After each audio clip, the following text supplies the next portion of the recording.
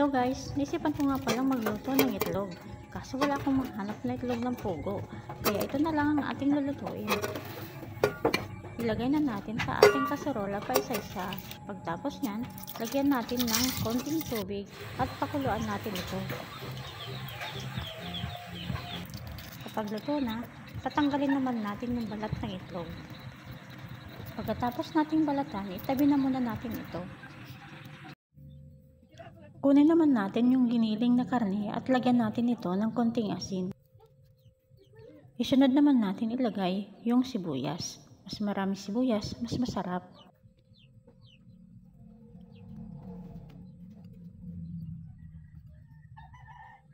Ilagay na rin natin yung dinurog nating bawang.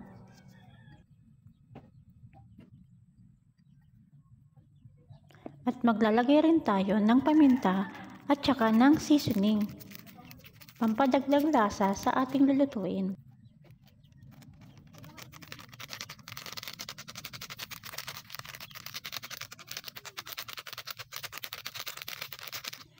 Pagkatapos natin ilagay yung mga sangkap, haluin lang natin ito ng mabuti bago natin isunod yung harina. Maglalagay na tayo ng all-purpose flour or yung harina natin.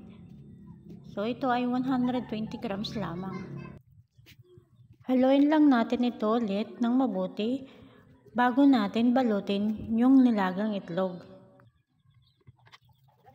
So ayan na guys, isa-isa na nating balutin yung nilagang itlog ng ating giniling na karne. Ganito lang ang gagawin natin. Balutin natin ng konting giniling, tapos bilog-bilugin lang hanggang sa malagyan lahat ng ating nilagang itlog. Napakadali lang itong gawin. Bukod sa mura na, masarap pa. At tiyak na magugustuhan nyo. Pagkatapos nating balutin yung mga nilagang itlog, papagulungin naman natin siya sa breadcrumbs. Kung wala kayong breadcrumbs, pwede rin naman kayong gumamit ng breading mix o kaya harina na lang. Pagkatapos natin gawin ito, pwede na natin siyang prituhin.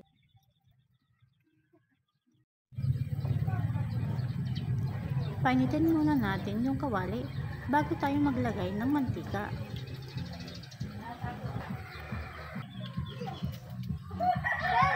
Kapag mainit na yung mantika, prituhin na natin isa-isa yung ating bola-bola. Pwede nyo naman itong i-deep fry para mabilis maluto. Kapag medyo golden brown na siya, pwede din natin itong baliktarin para maluto naman yung kabilang side.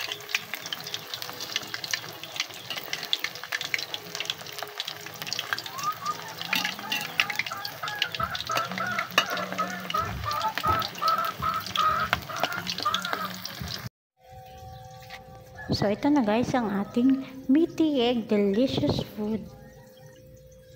Pwedeng pangulam at pwede rin pang merienda. Marami pong salamat.